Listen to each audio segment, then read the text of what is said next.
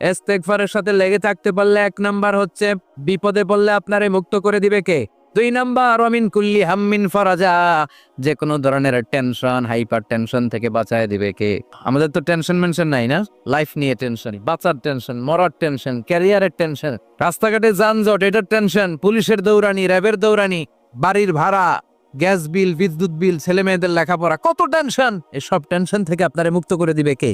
3 নম্বরে ওয়ারযুকহু মিন হাইসু লা ইয়াহতাসিব, এমন জায়গা থেকে আল্লাহ আপনার রিজিকের ব্যবস্থা করবে আপনি কল্পনাই করতে পারবেন না। সুবহানাল্লাহ পড়ে। 4 নম্বরে সবসময় ইস্তেগফার যদি পড়া হয় আল্লাহর কোনো আযাব ওই বান্দার উপরে আসে না।